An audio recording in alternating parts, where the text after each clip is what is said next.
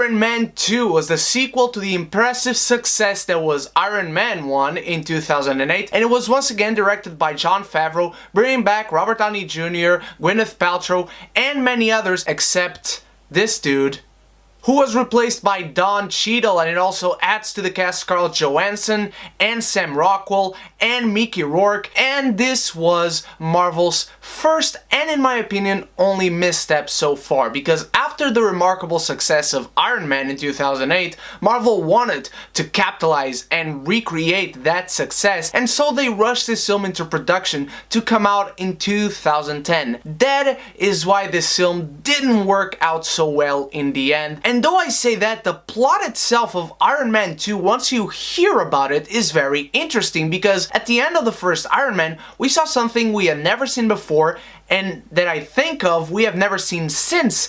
A superhero revealed his identity to the wide public, and he is now a well-known figure, both himself and the alter ego. That is something very refreshing, something that we have never seen before, as I said, and something that allows you to do very original stories with it, which Iron Man 2 does in part. In Iron Man 2, we see the life of a superhero as a celebrity. Tony's more powerful than the government, everyone loves him, but he obviously has haters, such as the vengeful Ivan Vanko, played by Rourke, who comes at Tony Stark with some tech of his own, while at the same time Tony's heart is slowly giving out due to the toxicity of the shrapnel of the arc reactor spreading through his body. Meanwhile, Pepper's been put in charge of Stark Enterprises, and Justin Hammer, played by Sam Rockwell, keeps trying to one-up Tony on the manufacturing of war machines. Now, these are all very interesting storylines that could work very well for the film, and again, in part they do. The smartest thing Iron Man 2 does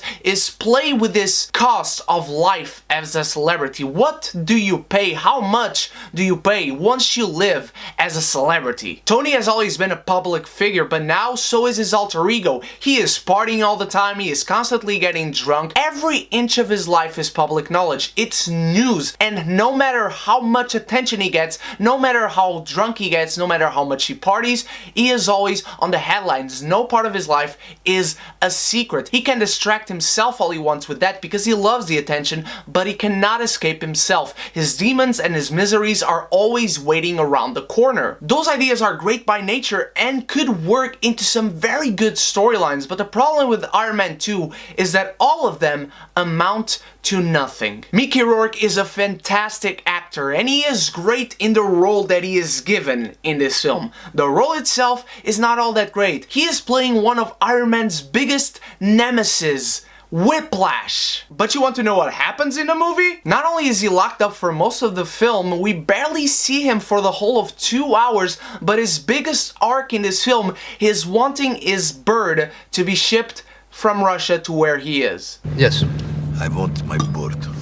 Kinda missed the mark there, didn't you, movie? He builds all these armors for Justin Hammer and one for himself that he uses for about 5 minutes in one of the most underwhelming climatic fight sequences I have memory of seeing, Marvel movie or not. And Justin Hammer himself is fantastically played by Sam Rockwell, one of the most underrated actors working today. He's supposed to be this minor villain. We get that he is not a major threat to Tony. Tony is always one step ahead of him. This guy is supposed to be an obstacle, and we see from the beginning of the film he is nothing without Ivan Vanko, but he becomes the major villain of the film. He is the one that goes after Vanko. He's the one that needs Vanko. He's no threat without him, and we know it. More to the point, he's a very tamed and not as smart second version of Obadiah Stane from the first Iron Man. He's a suit who wants to build weapons to sell them to the world. We've seen it. We've seen it done better 2 years prior in the same film that this one is a follow-up to. And the action sequences, though there are not many in the film, whenever they are there, they are great, apart from the final one that is underwhelming in its own right. The biggest problem with the fight sequences in this film is that they really don't connect to anything major in the film, because honestly, most of the stuff that should be major in this film, of major importance, of major consequences, they really aren't. Iron Man fights with Rhodey when he gets drunk at his party, but it's brushed off as if it has no real significance, unfortunately. The Pepper Potts as head of Stark Enterprises storyline, yeah, after a while she just quits because she's not enjoying life as being the president and at running Tony's company. And they just drop it. Okay. The one storyline that is effective at points in here is seeing how much Howard Stark's upbringing of Tony has affected him throughout his life and how much it still affects him because of what he has to deal with his heart and trying to create this new element, this mission that Nick Fury gives to him because he is slowly dying. And whenever we find Tony Stark focus and concentrate, both him and the film, in finding this new element, in curing himself, in taking care of his own demons, in dealing with them personally, alone, therapeutically. And yeah, it's the cliched your father was a jerk, but turns out he's not really a jerk storyline. But that can create for some very good character arc. However, that does not work in this film because Tony is constantly being a jerk. And he's not being a jerk like he was in the first film. He's not being a jerk like we know and love Tony Stark to be. He is not the lovable jerk. He constantly gets drunk and keeps telling people he knows what he is doing, but we constantly see throughout the film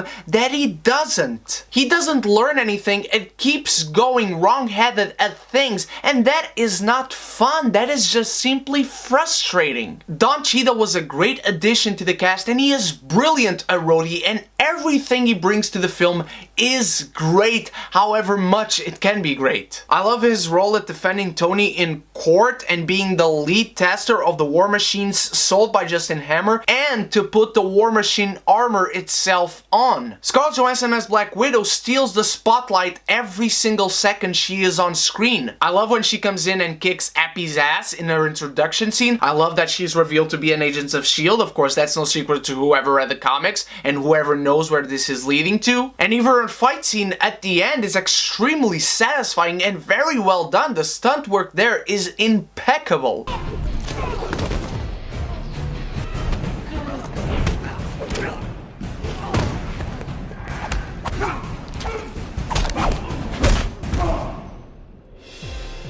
These are all the elements that work because they are new additions. They are the connecting threads to a larger universe that was still being created and assembled at this point. Here's how to make Iron Man 2 work. From beginning to end, have Tony facing his demons. Remember that he gets drunk all the time? That's the demon in the bottle for those of you who missed it at this point. Demon in the Bottle is a great storyline. Not only Tony facing his demons from alcohol, but he faces his inner demons. The demons he gained because of the upbringing from his father. The demons he gained because he gets constantly drunk all the time. The demons he gained because of the decision he made at the end of the first film. It's not negating that decision, it's showing that there are consequences and there is a reason why superheroes usually don't do that. Having tried to create this new element to eliminate the toxicity of the shrapnel around his heart to cure himself, but having to deal with all these things and not being able to find this element because of all the demons he has. Have the movie be focused because Tony Stark is focused, because he is facing his biggest enemy, himself. You can still have Justin Hammer who is doing his evil stuff and Tony is not able to do anything about it because he must focus on himself. You have Rhodey testing the war machines for Justin Hammer and not seeing what is really there, and Tony again not being able to help him. And you don't even need Ivan Vanko. You don't even need one of Iron Man's biggest nemesis. That's how much of a waste Mickey Rourke was in this film. You can even make a better movie without him in it. The stuff that worked before still works in Iron Man 2. The action, the tech, the one-liners. RDJ playing the role that relaunched him to stardom. Tackling the celebrity side of being a superhero is extremely clever and very original. But in Iron Man 2, everything that should have been of major significance really seemed to amount to nothing, and every element that was here to expand the universe and to enlarge and to build for what was to come was the things that took the spotlight. From most every single storyline that was working being dropped just out of nowhere to the final anticlimactic battle at the end. There are cool Easter eggs here and there, like Peter Parker being in this movie, as we now know. The actors are all great in their roles. Their roles are not very well treated. Because of all that, I still have to say this is my least favorite movie in the MCU, and I will say that whether you watch Iron Man 2 or not, your heart will go on.